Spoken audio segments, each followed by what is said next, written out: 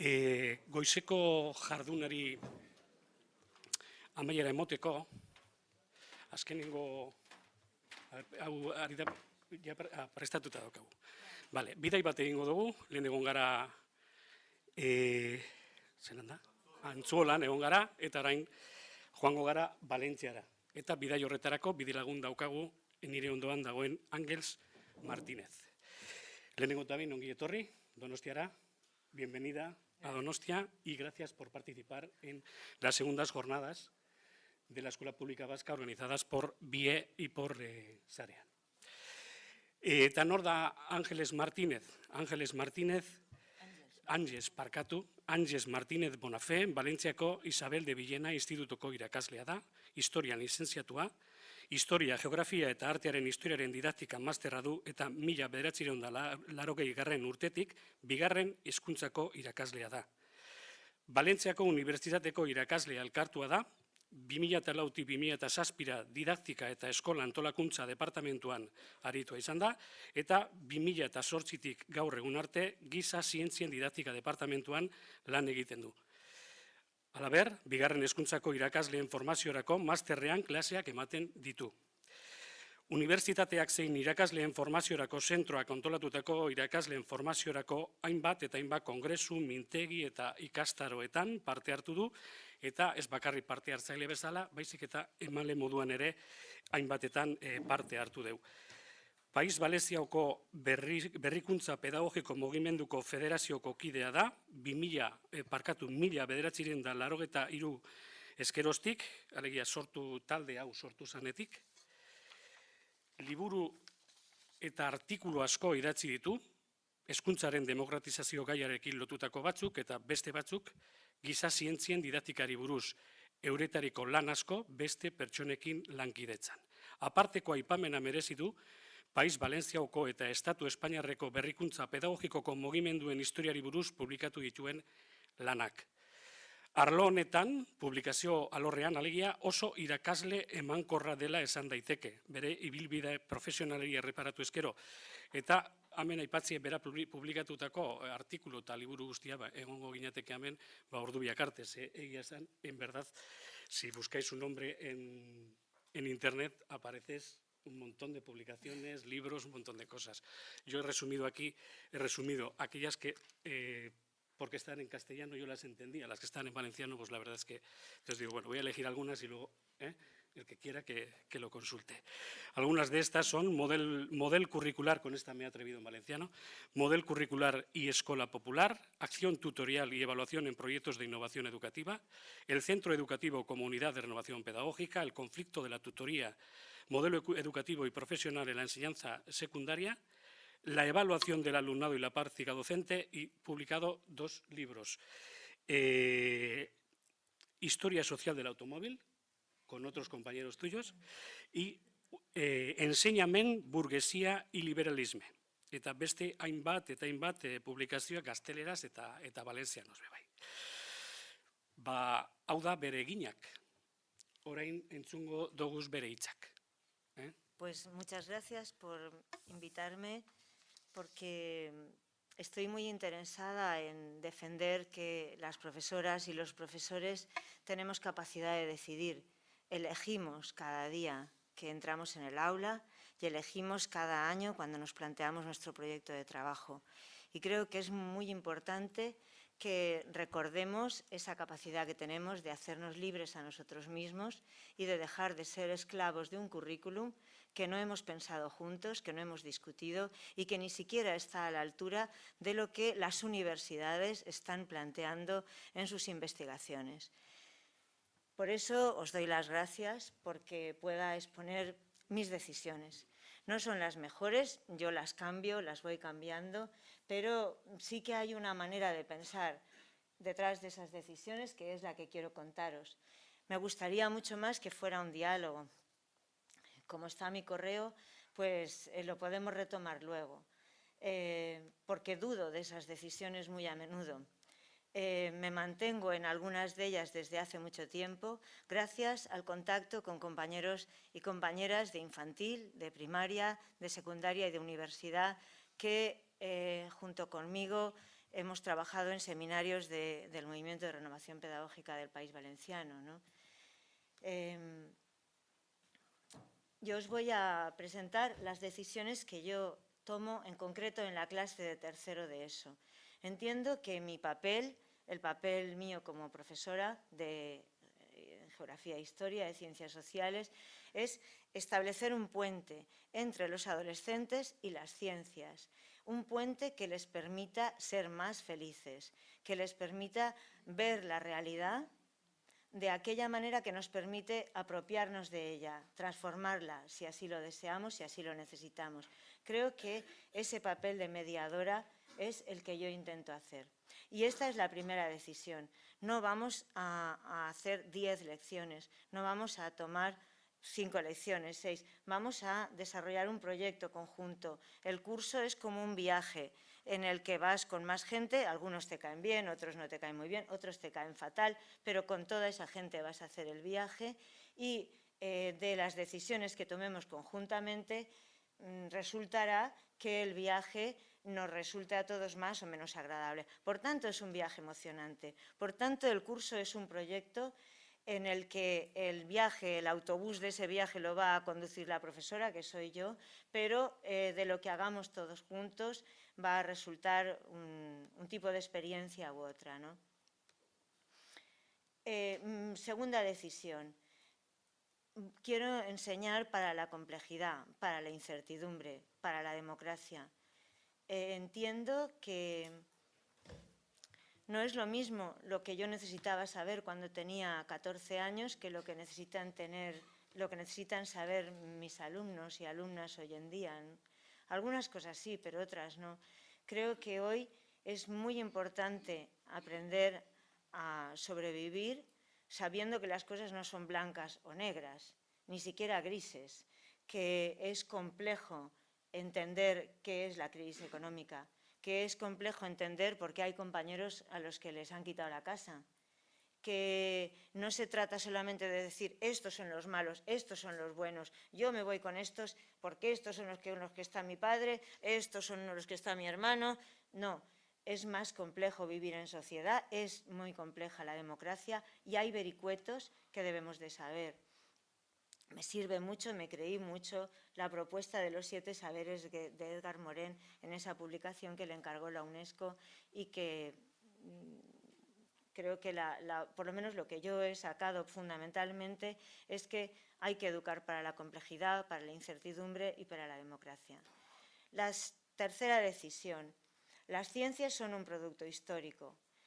¿Qué enseño? ¿Con el mapa de Mercator o con el de Peters? Bueno, tengo que enseñar que de Mercator a Peters ha habido un cambio, que las ciencias cambian, también las matemáticas, no solamente la historia cambia, no solamente las ciencias sociales son así más inestables, ¿no? La ciencia es un producto histórico, lo han construido los seres humanos, lo construyen los seres humanos, lo construyen organizadamente dentro de instituciones y eso puede cambiar y eso es bueno que cambie. Es bueno que dudemos, es bueno que estemos abiertos a cosas nuevas. Creo que voy por la cuarta decisión, ¿no? Yo selecciono conocimientos relevantes. Yo decido qué es relevante. ¿Cómo les enseño dónde está Uganda? ¿En el mapa de Mercator y el de Peters? ¿O puedo utilizar este mapa? Este es de esa página, seguramente la conoceréis, si no yo os la aconsejo muchísimo. World Mapper tiene una parte que son label maps, mapas con etiqueta, y te presenta la distribución del mundo, no en relación a los metros cuadrados de la superficie que realmente tienen, sino en relación a la importancia que tiene ese país en el tema, ¿no? Aquí tenéis un mapa de los exportadores de armas en el mundo y aquí un mapa de los muertos en guerras en el mundo. Yo creo que ese es un conocimiento relevante y yo he de decidir, puedo decidir cómo enseñar dónde está Uganda, si con los mapas anteriores o además de con los mapas anteriores, con los mapas de etiqueta de World Mapper. La siguiente decisión. Tengo más o menos pensado un programa, tengo ya unas decisiones sobre conocimientos relevantes, pero tengo que mirar a la cara a mis alumnos. Y hay veces que tengo alumnos como esta que hay aquí. El texto no es de ella, es de una novela que se llama Lobo Negro, un skin, y el protagonista en un momento determinado, hablando de la escuela, dice: hablar es difícil, revelarías el pánico que sientes a todo, a los golpes, al paro, al futuro. Los profesores, sin embargo, hablan de otras cosas y dicen que es importante. Por eso la escuela me parecía una peste, porque nunca llegaba el momento de hablar de lo que era importante para mí. Yo tengo alumnos así, también tengo alumnos como estas chiquitas de aquí, que ellas pues están en el mundo de la moda y del consumo y que, bueno, viven en ese entorno y los programas de ciencias sociales, pues bueno, no les emocionan demasiado, ¿no? Por tanto, yo tengo claro lo de Peters, tengo claro lo de Mercator, lo de Edgar Morin, lo de tal, pero tengo que trabajar con ellos. Así que tendré que mirarles a la cara, tendré que ver qué es lo que les preocupa y tendré que ver cómo medio también entre lo que les preocupa y lo que yo quiero que sepan. Y la siguiente decisión es que quiero que mi aula sea un espacio de investigación, porque es desde la investigación que construimos la ciudadanía. La ciudadanía no se construye solo votando, la ciudadanía se construye decidiendo y para decidir hay que investigar, es decir, hay que reflexionar juntos. Por lo tanto, mi aula quiero que sea un espacio de investigación que trabaje con ese tipo de conocimientos relevantes que os he comentado. Pero tengo un montón de alumnos, yo creo que algunos profesores también, creo que algunas madres también, profundamente maleducados. Y tengo que afrontar el reto de trabajar con ese alumnado maleducado. ¿Qué es en lo que están maleducados? Pues yo he hecho un análisis sobre esa mala educación en base a una serie de expedientes disciplinarios, ¿vale? Cogí una serie de causas de expulsión de alumnos de los centros, era para hacer un curso con profesores del programa de adaptación curricular en grupo. Entonces vimos, bueno, yo seleccioné una serie de causas de expulsión y lo que hice fue deducir qué falta de educación había detrás de sus conductas en absoluto aceptables.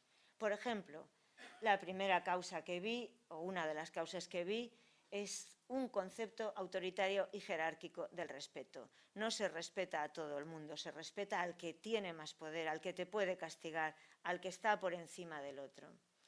Dificultades para el diálogo, poca experiencia en la escucha y poca experiencia en el ser escuchado. Observé también en esas causas de expulsión, en las conductas que habían hecho, dificultades para defender explícitamente intereses diferentes. Muchos de nuestros alumnos no saben defender sus intereses de forma ordenada, explícita, racional.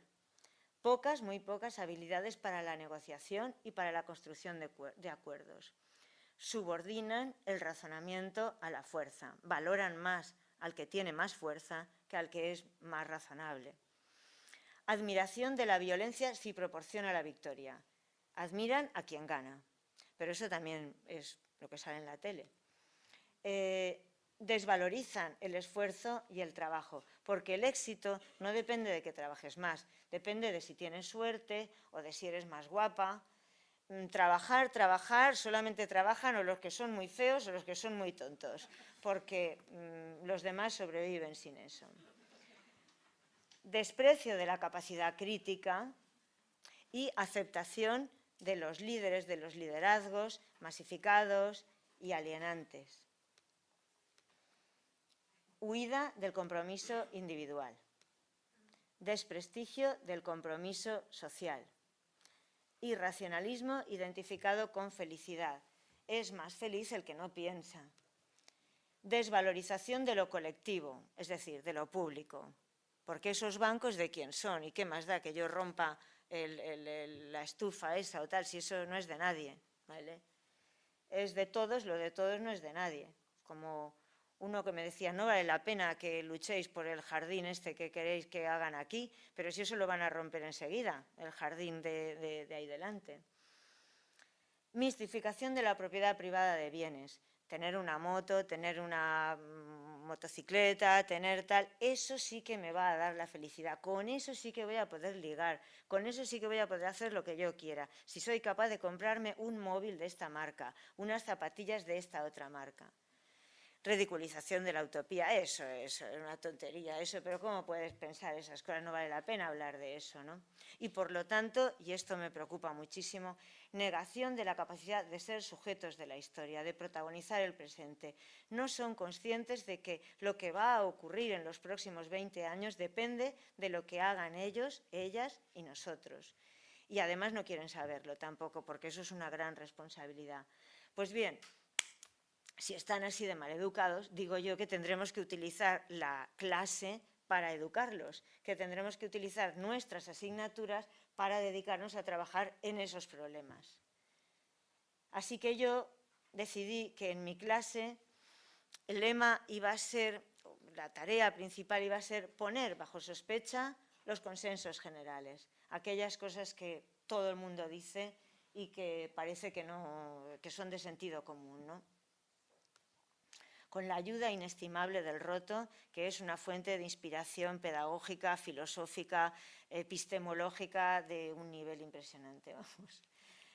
Una de esas ideas, la pobreza es inevitable. Segunda idea, el sur siempre ha sido más pobre, por algo será. Tercera idea, las desigualdades son producto de la mala suerte, de la naturaleza. En los países pobres no llueve, allí siempre hay sequía, o el destino. Las cosas son así. Otra idea que hay que cuestionar. Esto es imparable, una vez que ya se ha descubierto que, bueno, hay injusticias, hay graves problemas sociales en el mundo actual, no debería de ser así, pero ¿qué le vamos a hacer? Esto ya está así, esto es imparable, no tenemos nada que hacer, no hay solución. Si damos un paso más y conseguimos ver que sí que pueden haber soluciones, la siguiente idea que aparece es: esto es cosa de los científicos y los técnicos. Nos van a salvar los científicos, nos van a salvar los técnicos. Yo, con reciclar el plástico, ya tengo bastante, ¿no? Pues mi tarea es cuestionar esas ideas, esos consensos, ¿no?, generales. Y este es os voy a enseñar mi programación, o sea, mi proyecto de trabajo en el curso, ¿no? Yo propongo dedicar la primera parte del curso de tercero de la ESO a observar el mundo, a ver qué pasa. Pero en la observación me voy a fijar sobre todo, voy a trabajar el concepto de región, que es lo que me manda el programa. Estoy en la más absoluta legalidad, no creáis. Pero voy a trabajar el concepto de región entendiendo que las regiones y los paisajes no lo definen solo las montañas, los ríos y los árboles, sino también lo que los seres humanos, las personas en sociedad, hacen en ellos. Y que hay experiencias y acciones. Es que no se ve, creía. Yo sí que lo estoy viendo, pero ahí vosotros no lo estáis viendo, ¿no? Ah, vale, vale. Ahora sí, ¿no? Hay noticias que tendremos que trabajar, además de los mapas, tendremos que trabajar con periódicos. Pues hay noticias y hay cosas que vemos en los paisajes que son amenazadoras y también cosas que están pasando que son esperanzadoras. Por lo tanto, nuestro primer trimestre, el proyecto de nuestro primer trimestre, intento trabajar con algo parecido a lo que serían proyectos de trabajo.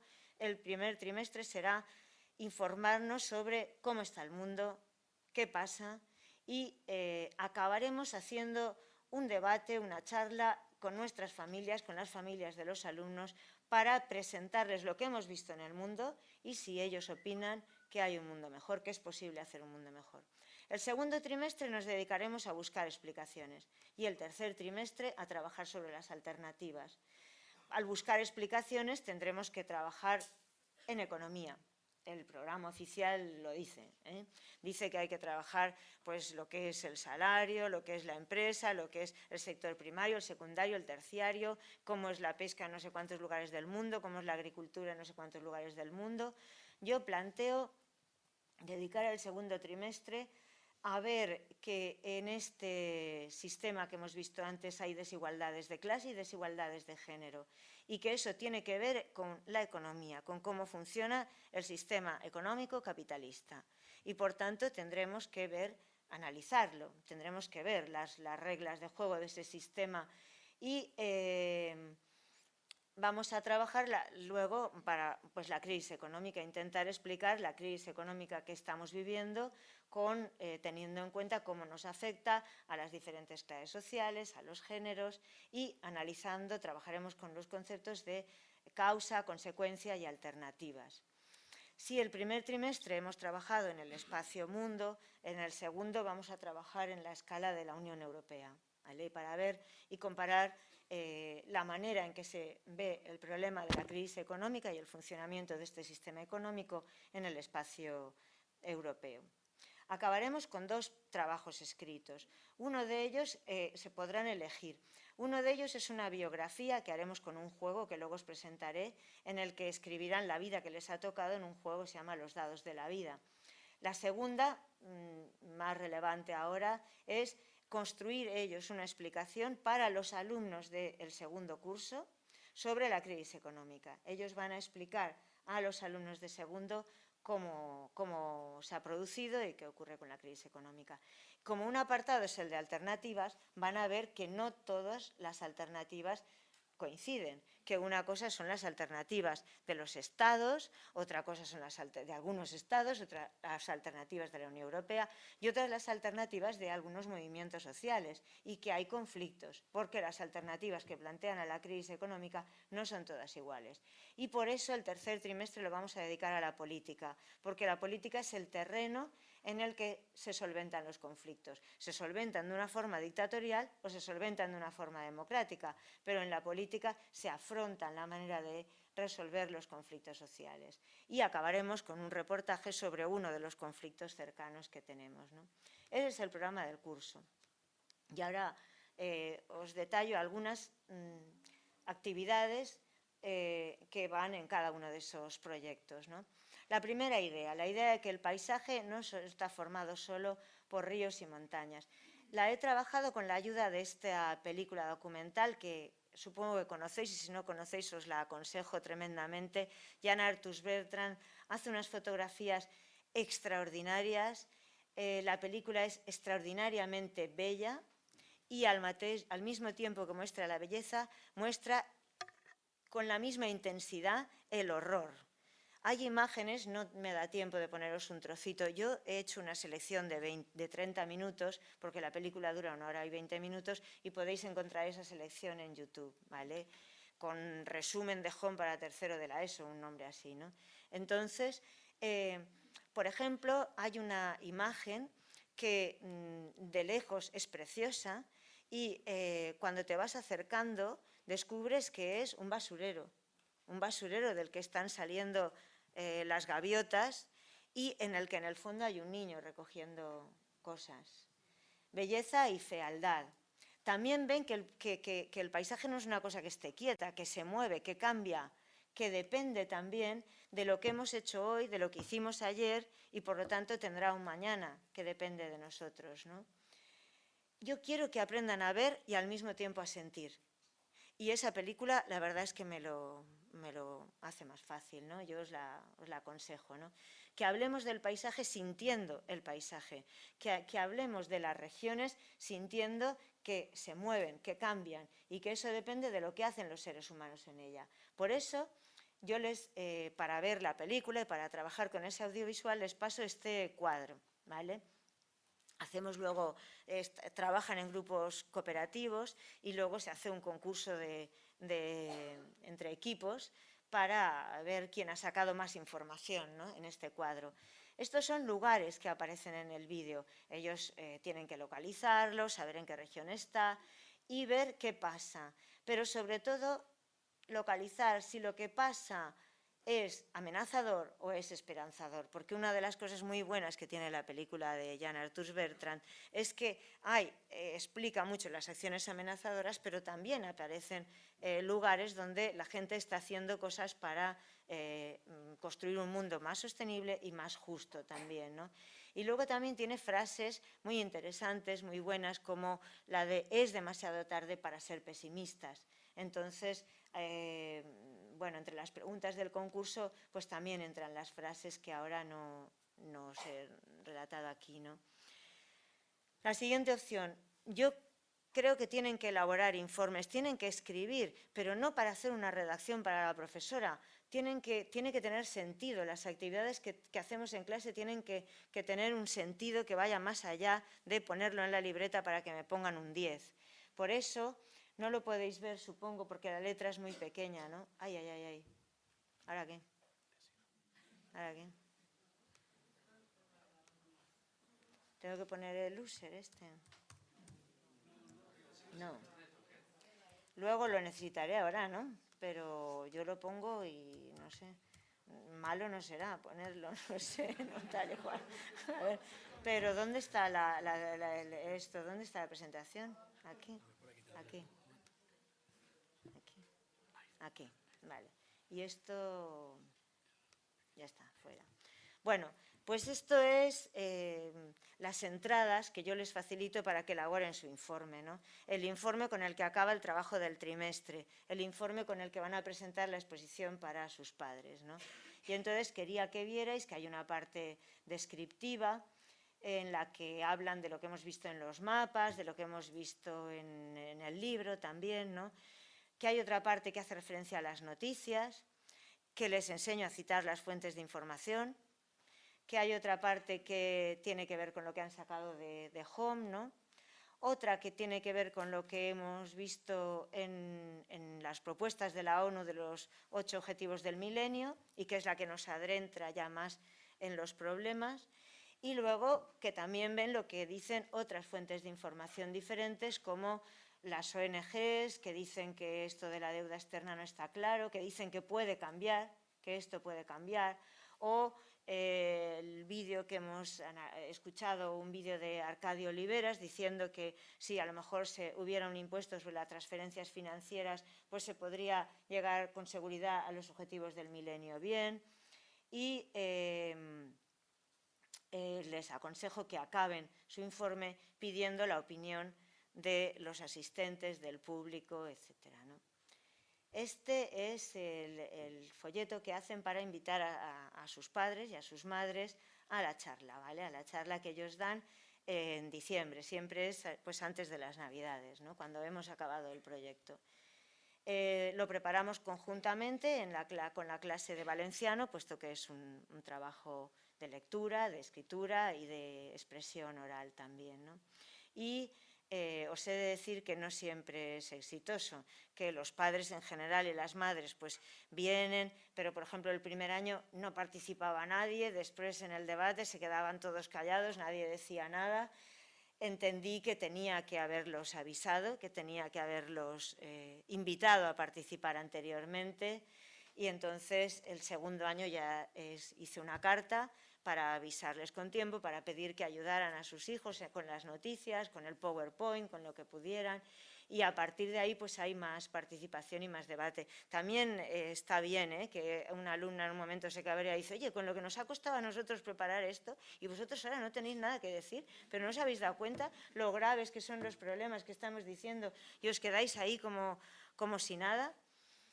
Bueno, entiendo, yo soy consciente de que tengo que trabajar más esa participación de las familias, ¿no? También hay alguna al día siguiente cuando les pregunto, bueno, ¿y qué tal vuestros padres en casa ayer? ¿Qué os dijeron? ¿Cómo comentasteis esto y tal? La mayoría muy bien, muy contentos, pues es que estamos aprendiendo cosas muy interesantes, qué tal, pero también hay alguna, siempre hay una que dice, mi madre dijo que había sido un rollo y que esto, que no sabe qué es un rollo. Bueno, pues así es, ¿no? Decisión, trabajo con conceptos, no trabajo con libros de texto. No me parecen necesarios los libros de texto. Tengo un instituto, tengo la suerte de estar en un instituto que tenemos muchas actividades culturales, mucho contacto con organizaciones no gubernamentales y entonces tengo a mi disposición exposiciones, películas, talleres que hacen las organizaciones no gubernamentales, webs, o sea, en internet hay juegos, hay prensa, hay canciones. Puedo trabajar la geografía y las ciencias sociales con todo esto. ¿Qué necesito? Hace falta un guión y hace falta una profesora. Y si además de una profesora vienen los alumnos del práctico, como comentaba Marta esta mañana, y están conmigo trabajando en equipos, pues mucho mejor, ¿no? pero hace falta sobre todo, desde mi punto de vista, un guión, que esté claro. Yo lo hago y se lo presento a los alumnos y negocio el calendario con ellos cada trimestre. Hace falta contrarrestar esa inercia. No vamos por la lección 5. ¿Pero qué va para el examen? ¿Qué temas van para el examen? No va la lección 5 ni la lección 4, va lo que hemos estado analizando y que puedas explicar qué problemas o qué actos esperanzadores o amenazadores hay en el mundo, ¿no? Pero hay que contrarrestar esa inercia. Es necesario organizar el cuaderno con sentido. Están muy acostumbrados en el que del cuaderno se hacen ejercicios y ejercicios y ejercicios y ejercicios, pero da igual, no tiene que tener un orden, no va a servir para nada luego, solamente para que conste que has hecho el ejercicio, ¿no? Pero no es tu cuaderno, en realidad no es su cuaderno, es el cuaderno de la profesora que le ha de poner luego el 5, el 6 o el 7. Yo quiero cambiar eso, quiero que el cuaderno tenga un sentido para ellos. ¿Y qué quiere decir eso? Que el examen lo harán con su cuaderno, que el informe lo harán con su cuaderno y que lo que tengan que redactar lo harán con su cuaderno donde tienen las fuentes de información consultadas. Porque lo que van a escribir es para poder explicar.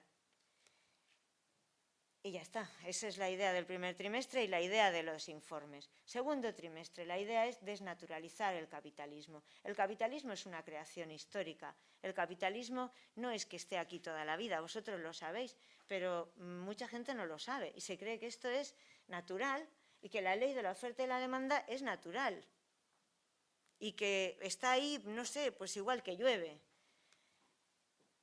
Es natural la ley de la oferta y la demanda, es una ley. ¿Quién ha construido esa ley? ¿Funciona verdaderamente la ley de la oferta y la demanda? Es mentira.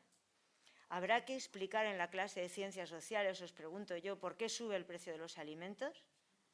¿Habrá que explicar el derecho a la vivienda y la relación que tiene el Euribor y el derecho a la vivienda? ¿Habrá que explicar eso de que todos somos responsables de la crisis? Habrá que poner en interrogante que todos somos responsables de la crisis. Yo creo que la clase de ciencias sociales tiene que servir para eso. Y os pregunto yo, mucha gente dice, yo también me lo digo a mí mismo muchas veces, esto es dificilísimo, esto que yo hago con los alumnos de tercero de la ESO. El otro día un compañero me decía, no, yo en la geografía de segundo de bachillerato sí, pero en esto en tercero de la ESO. Bueno, yo creo que se puede hacer. Yo lo estoy haciendo en tercero de la ESO. No me da tiempo, pero os enseñaría redacciones o trabajos de los alumnos, ¿no? Claro que no están perfectos. Claro que no son capaces de, no son Kuruman de este, ni no pueden hacer un análisis como los que hace Vicens Navarro en El País. Pero es que solamente que se enfrenten a la necesidad de explicar lo que está pasando a su alrededor, para mí significa que están empezando a entender que hay unas ciencias, la geografía, la historia, la economía, que sirven para que los seres humanos expliquemos lo que nos rodea y que ellos vienen al instituto para aprender esas cosas, que las son capaces de explicarlas luego. Entonces, aunque luzcan menos los escritos, que si les doy un texto y se lo empollan de memoria, pues yo estoy optando por eso. Y ahora os pregunto yo, ¿tenemos que atrevernos con la complejidad del presente, siendo así de la ESO? Y de un instituto público. Por ejemplo, tienen que saber los alumnos de tercero de la ESO que el expresidente de Lehman Brothers España, el señor de Guindos, es nuestro ministro de Economía. Bueno, esto eran datos del 2012. Que el ministro de Defensa, el señor Morenés, era consejero de la empresa de armamento que fabricaba las bombas de racimo. Que Argüelles, secretario de Estado de Defensa, estaba en la presidencia de Boeing.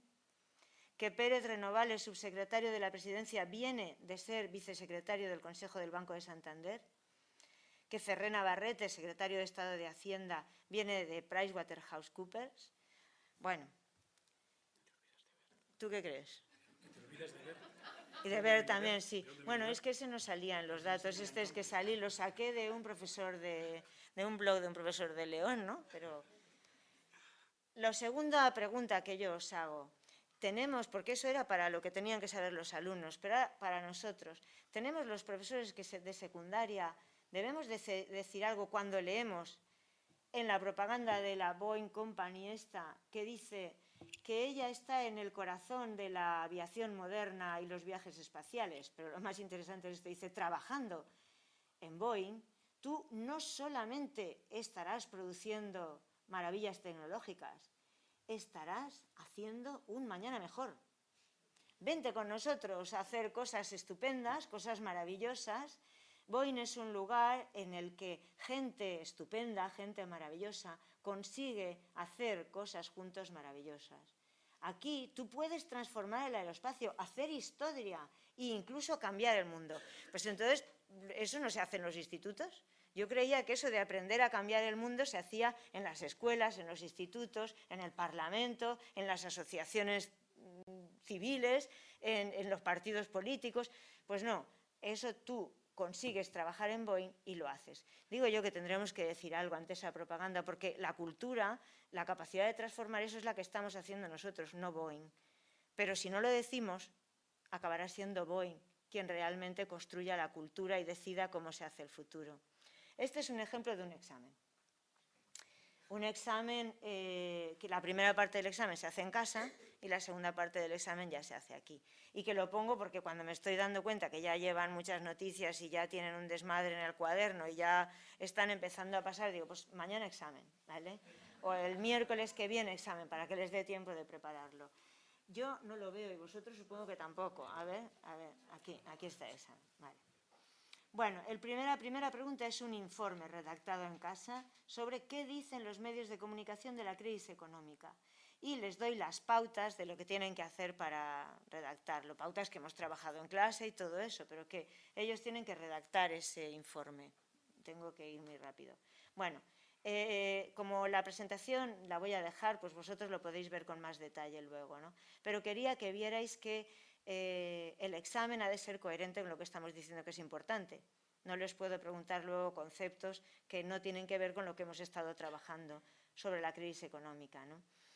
Y sobre todo quería haceros ver también que además de trabajar con las noticias, les pido que acaben diciendo lo que no entienden.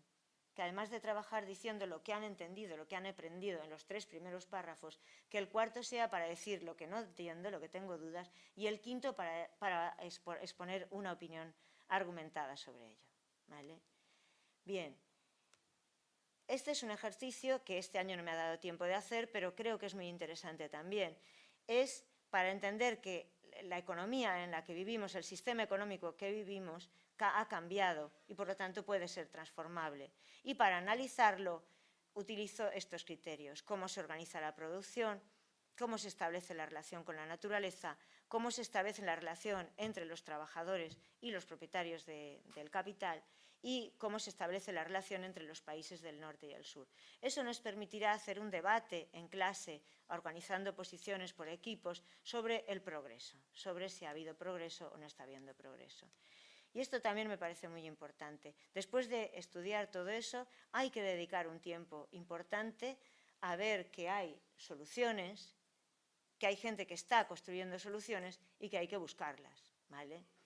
Creo que no me puedo detener, ¿verdad?, en explicar las soluciones. Solamente, bueno, que lo conozcan, que hay gente que está creando una asociación por la nacionalización de la banca, que hay una cosa que se llama economía del bien común, que hay gente que está defendiendo la soberanía alimentaria con otro tipo de consumo y con otro tipo de empresas. Y eso, de verdad, que si no lo enseñamos nosotros, no lo saben, no lo saben. Y se puede enseñar y hacer investigación también con juegos. Ellos quieren jugar, pero muchos juegos idiotizan, hacen tontos. Estos son mis alumnos en una actividad extraescolar, en teatro, prepararon una carrera por el comercio injusto. Aquí está una empresa de automóviles, los del petróleo, los campesinos detrás que siempre pierden, etc. Y esto es un vídeo que quería... espérate, creo que lo teníamos aquí abajo, ¿no? Lo habíamos enlazado aquí abajo. A ver, 5 minutos quedan.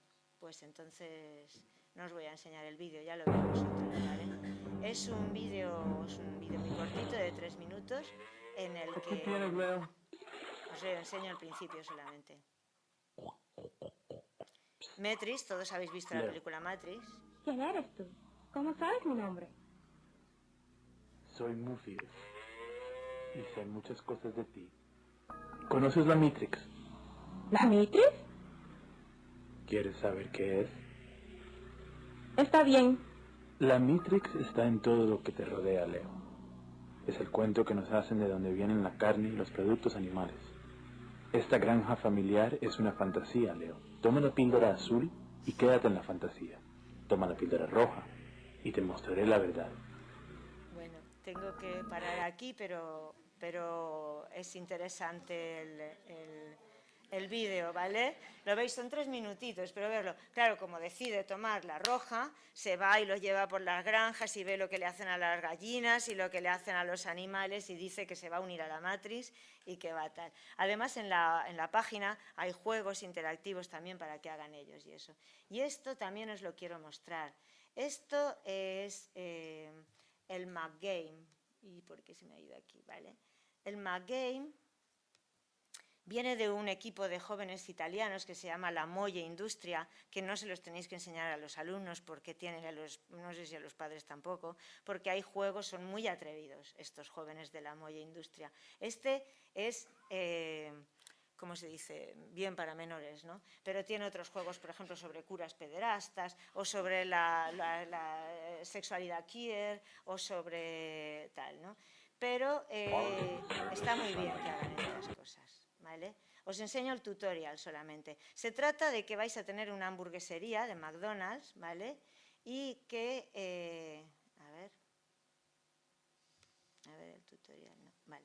Vais a tener una hamburguesería, pero para que la hamburguesería funcione bien, necesitáis primero tener vacas, claro, y tener forraje para las vacas, con lo cual tenéis un dinero aquí y pues vais a tener que ir gastando, pero también ingresando. Entonces, lo mejor es que os vayáis a un pueblo, preferentemente de Sudamérica, en donde podáis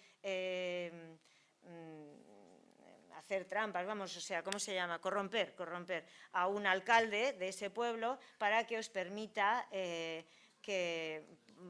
deforestar y poner a plantar ahí soja, a plantar forraje para que os salga barato la alimentación de las vacas, ¿no?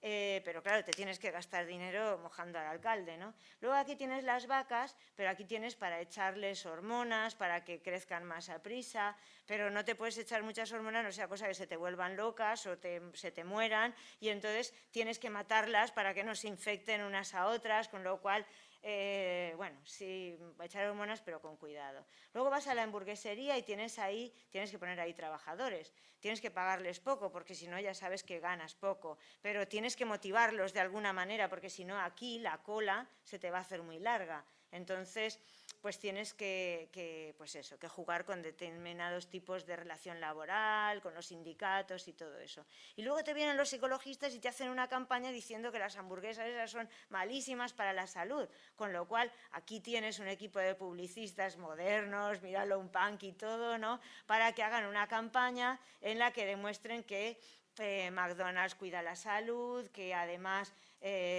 ha apadrinado no sé qué pueblo también para ayudar a los niños pobres de un pueblo de Sudáfrica y cosas así, ¿no?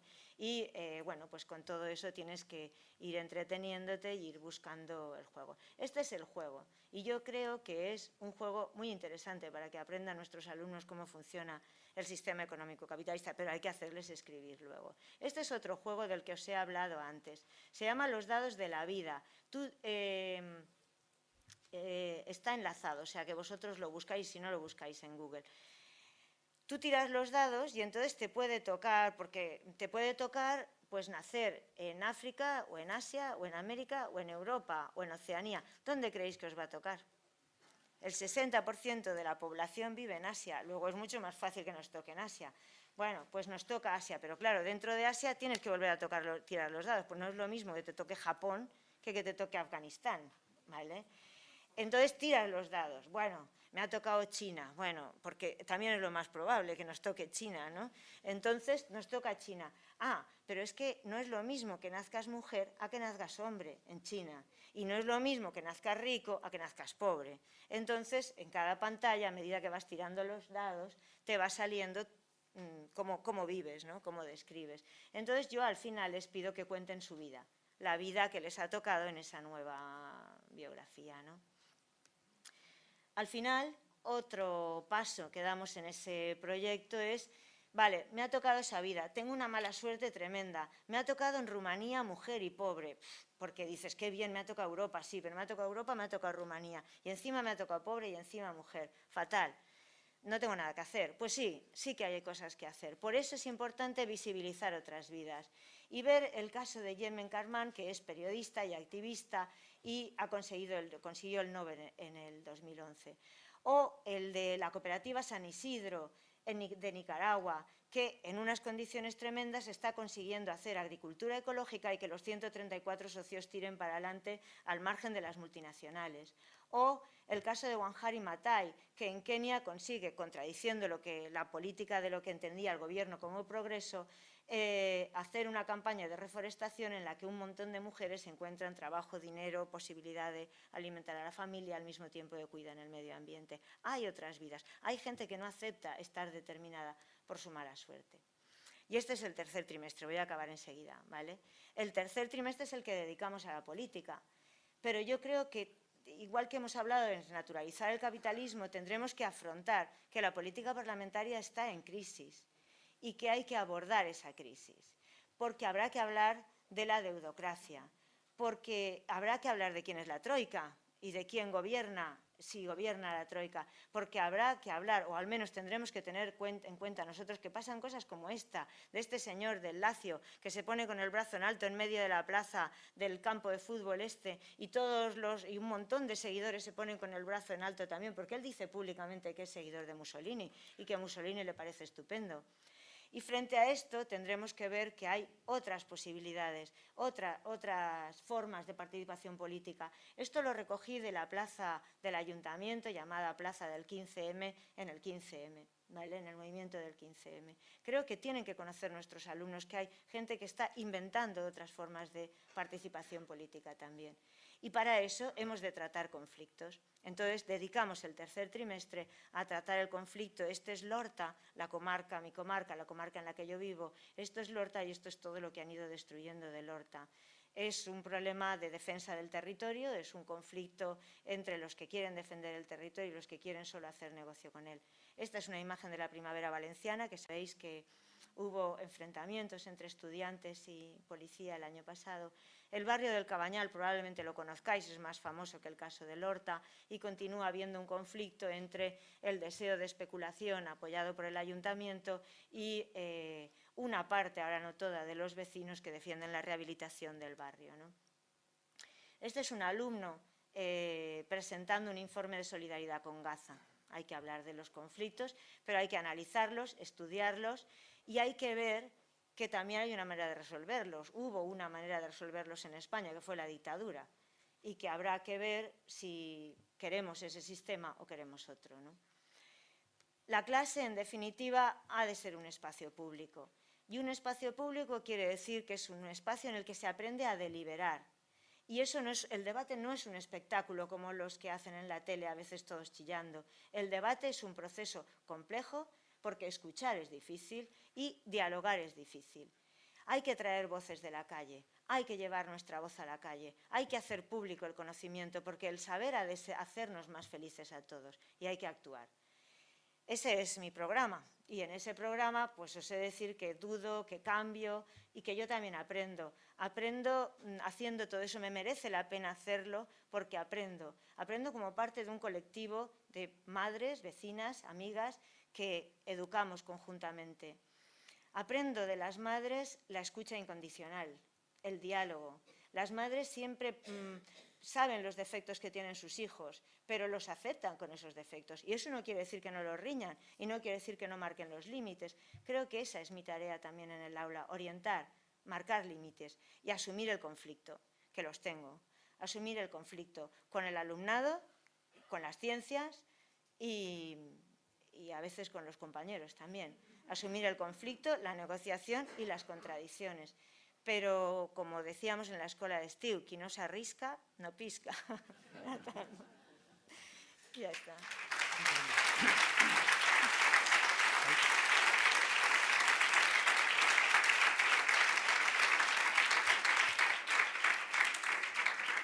Ángel Martínez.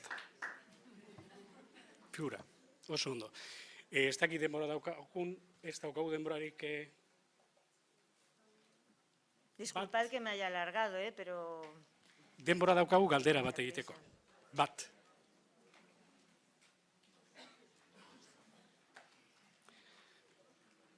Espado galderarik, eskerrik asko, gracias de nuevo por todas las ideas, toda la exposición que nos has hecho, súper interesante, y hasta la próxima. Bueno.